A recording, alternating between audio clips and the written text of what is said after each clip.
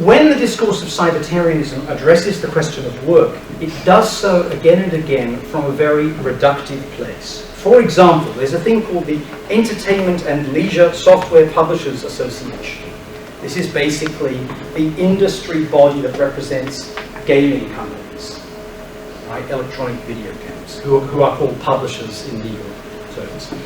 It frequently celebrates women and video games, talking about the significant increase in the number of women who play these games. In South Korea, for example, women are a majority of gamers, but never mentioning women's role in game technology, manufacture and disposal, which I'll return to in a moment.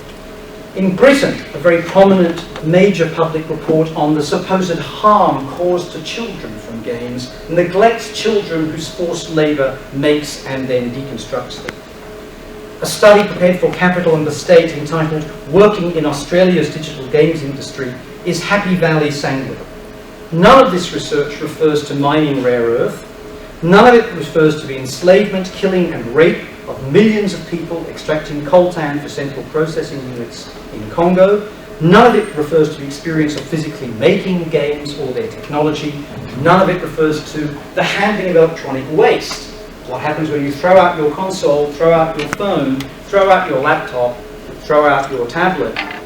Because A, that electronic waste is the fastest growing component of municipal waste in the world, and B, this country, almost alone in the world, refuses to pass legislation outlawing the export to other countries of its electronic waste. So off it goes from here to Brazil, to Mexico, to Thailand, to Nigeria, to China. Why is this stuff left out of these celebrations of women and gaming?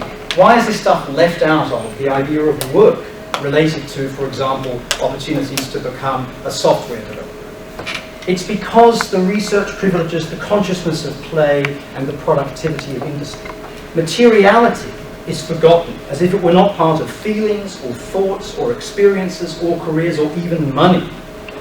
By and large, the people who actually make the media technologies that are the raw material of this cybertarianism are therefore excluded from the dominant discourses about those objects. It's as if telecommunications and cell phones and tablets and TVs, etc., just sprang magically from a green meritocracy of creativity, then were spirited off into a kind of harmless, verdant vapour when their time on Earth was done. Do you know what happened when you threw out, or your mum and dad threw out, your fat screen analogue TV sets and got in the lovely thin digital screens? Two things to know. The lovely thin digital screens, 3 times the amount of electricity required to power them, plus in summer, massively increased amounts of air conditioning used by you because they're much warmer in the heat they emanate in the old ones. Other thing to know, the fat screen television, the analog one you threw out, hardest device to manufacture ever created, containing upwards of 30 gases and minerals that are carcinogenic. But don't worry, they went to the third world. It's okay. Then there is the question of you, which also means me. By the way, I own lots of these gadgets. I'm as complicit in this as any of you could be. You, the dominant imperialistic figure of prosumption. Its meanings can be very conflictual when you unpack them. So audience members spy on fellow spectators in theatres to see how they respond to coming attractions, or to see if they're illegally filming the movie that they're watching. Opportunities to vote in the Eurovision Song Contest or in a reality programme, why are they there? They're there to disclose the profiles and practices of viewers who can be monitored and wooed in the future. Anybody here play online games? So probably to do so, you've signed an end-user licensing agreement. What does that mean? It means that you as an online player of the corporate game, sorry to single you out, this is like bad stand-up, isn't it? It goes on for much, much longer. It's a hell of a lot less interesting. You are signing over your cultural moods and perspectives to the very companies whom you are paying for the privilege of participating. Facebook and academia work in step, rejoicing in proving the uncanny accuracy of prosumer control through the use of big data. Target. Anybody here a shopper at Target? It's where I get some of my finest attire. Target was rightly embarrassed by the revolution 3 years ago that it analysed purchasing patterns by women to determine whether they were pregnant.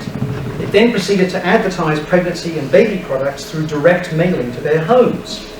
That risked, going back to the example of Toffler and the home pregnancy testing kit, unlike the kids, that risks disclosing their situation to people from whom they might wish to keep their situation private, be they parents, grandparents, children, lovers, or lodgers. Meanwhile, Silicon Valley or Alley or Roundabout, depending on the part of the world you're in, they speak magically of the singularity. Does anybody know what the singularity is? Michael. Maybe he's its first representative here on Earth. That would not be true. Spoken like a true son of Hal. If it comes, and current messianic predictions estimate between 2030 and 2045, then you will be rendered very secondary indeed, for the singularity is what computer geeks call the last machine. It will allegedly permit us, in the fairly near future, and I'm quoting now, to create or become creatures of more than human intelligence, ushering in a post-human epoch, beyond human ken, intrinsically unintelligible. This is the singularity. You can read about this in the most scholarly computer science journals available at Penn State. They speak in this way. It's reverential, it's quasi-religious. We, seemingly so important, according to what I've been telling you, will no longer be the masters of and mistresses of our technological world, no longer all-powerful prosumers, but simply one more cog in a wheel that is not even capitalist or socialist. We'll be minor fleshy components of HAL, the totalitarian computer from 2001. Illusion. Back in 1980, in addition to coining the term prosumer, Toffler also coined the word cognitariat, which some of you may wrongly associate more with the Italian communist philosopher Antonio Negri. He acknowledged the crucial role of corporations in constructing prosumption. They were there relying on labour undertaken by customers to externalise costs through what he called willing seduction. And that willing seduction included these people in the cognitariat. Folks undertaking casualised cultural work who had heady educational backgrounds, despite investing in their human capital in the way they were told to do and in the way their parents had presumably done.